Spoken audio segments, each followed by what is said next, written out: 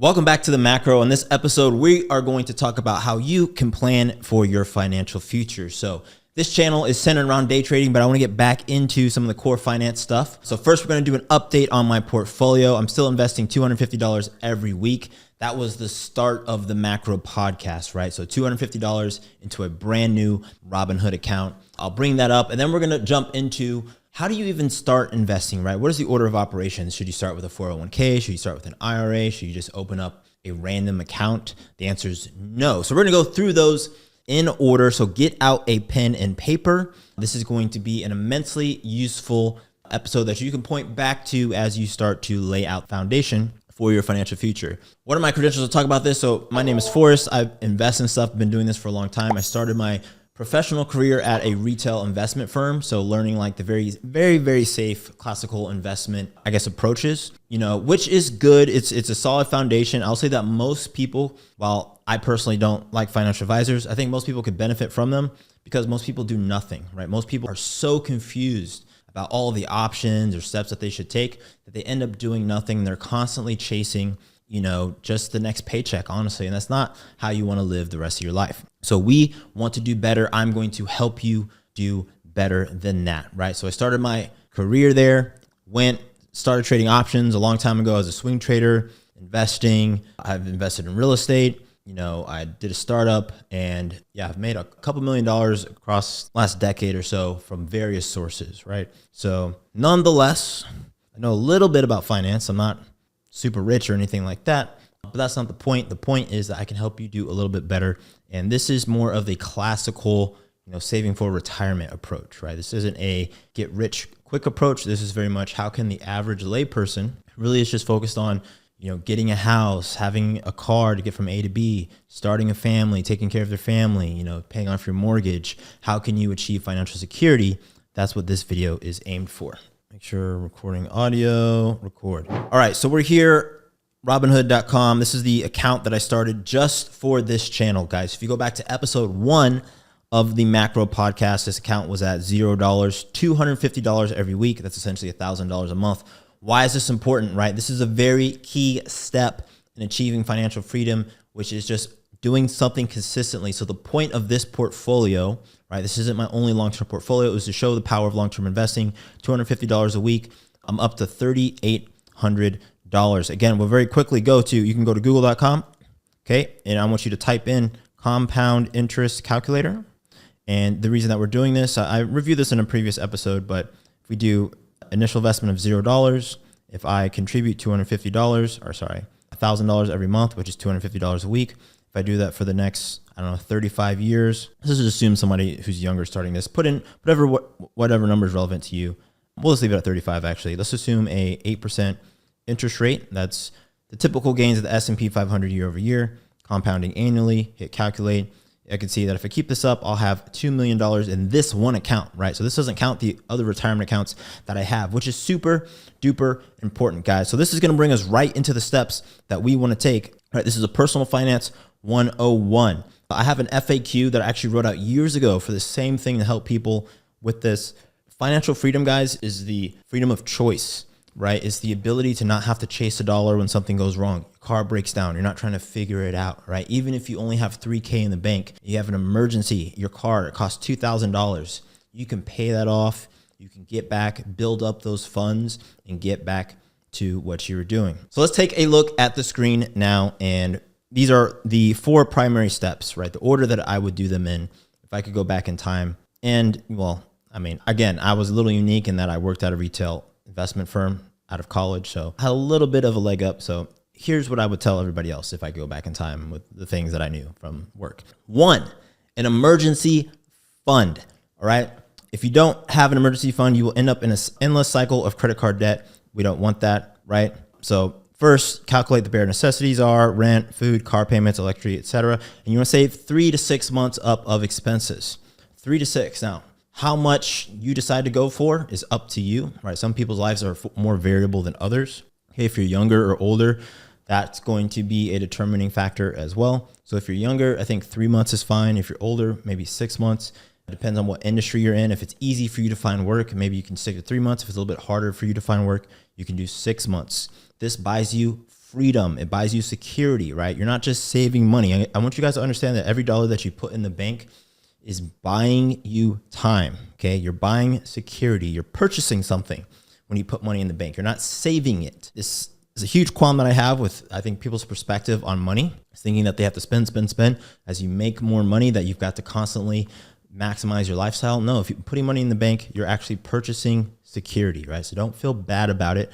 Obviously, you know, I'm a trader, an investor, and a business owner, so making money is important, but you are buying something when you put money in the bank, and what you're buying is security, right? So 3 to 6 months, achieving this is the first step to financial freedom. And again, going back to that car breaking down analogy, you don't have cash in hand and, you know, can confidently keep living your life. This could be a car breaking down. This could be medical debt. All right. Medical debt is one of the biggest causes or drivers of bankruptcy in America. And I think it's super unfortunate. I'm not going to go down the whole rabbit hole of, you know, whether that's right or wrong, but it is a fact, right? It is a serious problem. And maybe you're in that situation or might be in that situation or, you know, faced it in the past. It's a serious concern. A roommate of mine in college waited until after college to get a surgery that he needed because he literally didn't have insurance, right? So just having money lets you knock out really important things earlier. Okay, so now we're actually getting to investing. The first thing you want to invest in, right? There's a bunch of options. Or you can like open an account on Robinhood, you can open an account, etc.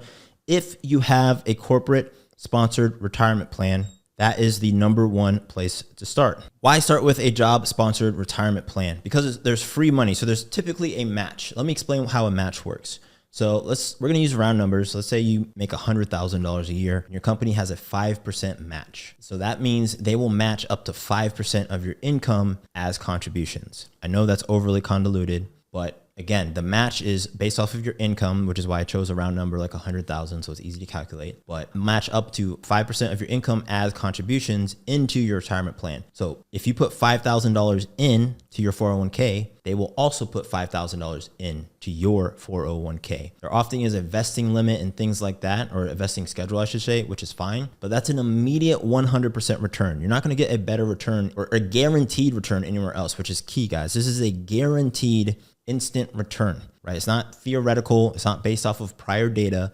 They're contractually saying, if you do this, we will do this. It's a great way to get an immediate return on your money. And even if you have a business or have a side hustle or anything else that generates a lot of income, you should be doing this up to your match for sure. So again, if you have a match, maximize your match. It's a free 100% return. Let's go back to our compound interest calculator and see what that looks like. So let's say I have an initial investment of 0 and annually I get up to, let's say I max out my 401k annually, which is going to be 12 divided by, 19,000. Sorry, it's going to be 19,000 divided by 12. You can do 19,000 annually. Right now it's going to be 1,583 a month. So no thanks. So 1,900, what did I say? 1,583 monthly contribution. Okay. That's what I would have to put in to max it out. But if I have a match, I could do half of that, which is going to be around $800 and some change, right? So it allows you to achieve getting closer to that number. So let's do 1,583, calculate. We see we're making substantially more money there, but they're adding money to that pile that is going to compound over time. Okay. That's the number one thing you should do. After you've maximized that, that's where you can start making investment choices like the Robinhood account. So go back to the Robinhood account. Okay. You can open up an IRA, which is an individual retirement account. There are Roth IRAs and Roth 401ks. We're not going to talk about that in this video because the video would be forever, but only after you've maximized your match should you even think about an individual retirement account. Why? Because they're both tax advantage retirement accounts. Okay. Both of these, the 401k and an IRA, have tax advantage, right? So a 401k means you could take pre-taxed income, right? Put it into your retirement account. It'll grow pre-taxed and then you pay taxes on withdrawal in a standard 401k. On a Roth, you're paying after-tax dollars. In both cases, you're getting a match though, because it's money coming from your paycheck directly and you get that match. You have that tax incentive, tied to that account type. Same for the IRA.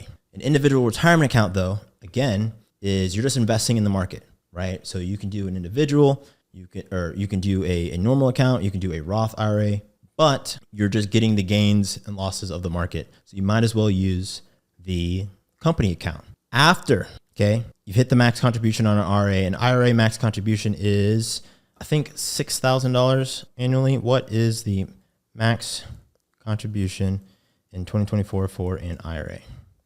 Google is your friend, guys. Let's see what Google says. $7,000 for those under 50. Wow, my memory's pretty good. Pretty good. $7,000. Okay. And again, the 401k contribution, $19,000 is another reason why you might want to maximize your 401k. Then you do your IRA. Then that's where you go to Wall Street bets. That puts us at bullet 4. After you've done all of that, then you can start doing stock picks and doing all these other things, trying to generate income. But I'm telling you guys, okay, even if you are trading and doing income generating activities now, you should take your profits and put them into these tax advantage accounts. Okay. A company sponsored retirement plan has to come out of your company account.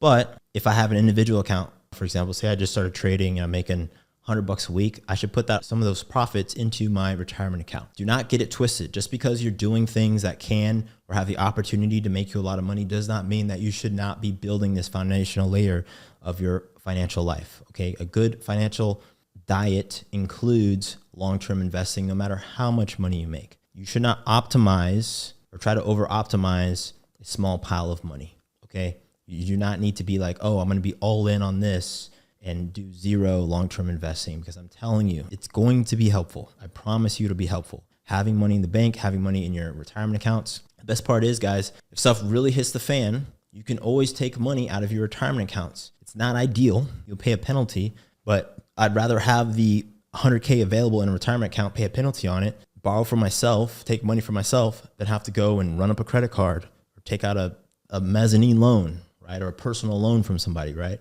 That's not something you want to do.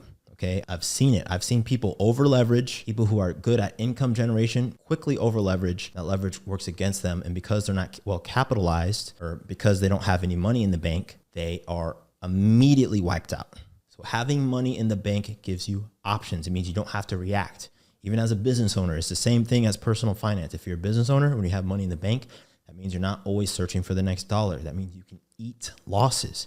That means you can even do the way that you run your business even changes, right? It goes so far, right? If I want to change my business and I know I'm going to have to reduce profits for 3 months, but if I have a huge pile of cash, I can do that. If my competitor is trying to do the same thing, but they have no cash, they literally can't. They're literally stuck in that business model, and they have to go borrow money, right? Add more investors, dilute the current ownership. It goes so deep, guys. Money in the bank, cash is king. It's always king in all aspects of life, right? Whether it's directly in the bank, in a retirement account, etc. Also, just speaking of retirement, okay, and this is the last thing that I put here, my thoughts on this, is most people do nothing, right? And maybe you're doing nothing right now. Maybe you're one of those people who does nothing because you don't like thinking about it. It's hard. It's ambiguous. Please go to Google, type in compound interest calculator, come here. And even if you just do $100 a month, okay, over 40 years, you start right now, do it for 40 years. And it's not a ton of money, guys. You're going to have something, right? You're going to have $300,000, right? This isn't life changing. I'm guaranteeing you right now, if you talk to all the people who are at that stage of their life who don't have $300,000 in the bank, and you wrote them a check, they would be ecstatic. It would be life-changing even then, okay? So stop discounting the power of doing something, right? Incremental, continuous, consistent, determined, planned action is always beneficial, all right? Because you can always incrementally increase it, improve it, right? But if you have nothing to pivot from, it's hard to pivot. It's hard to run into opportunity. It's hard to get lucky when you're stationary, right? You need to start making progress towards something. Okay, one of the first investment properties that I bought, I used my retirement funds for. I'll tell you straight up, right? I paid a penalty on that, but buying that property gave me a springboard in my personal life. I'll tell you that right now. I was 25 years old. I bought a sixplex. I dipped into my 401k that I was just putting into, and that was the first risky investment. I had no idea what I was doing. I just really wanted to get into real estate, right? So I took all my money out, all of it, put it in this property, bought it, and that was the like everything in my brain changed, like brain chemistry changed, right? I would not have done that if I did not have retirement funds. It gave me the choice, the opportunity to do that without having to look everywhere else. Okay. My mom did help me out, but I didn't have to look all over the place. I had something to put in. Okay. So important, guys. I'm very passionate about it, but we'll let it ride. Again, this account started from zero, already up to 3,800 bucks. If you had started doing this when I started this series, you'd have, around the same amount of money. I actually burned a week on this too. So you'd have around $4,000 up to $3,800. So that is it for this video, guys. Thanks for watching. Please subscribe. And if you want to get into trading or looking for a trading community, check out the links down below in the description of the video. We have a Discord. You can find the Discord at the link wap.com/tradeedge. See you later.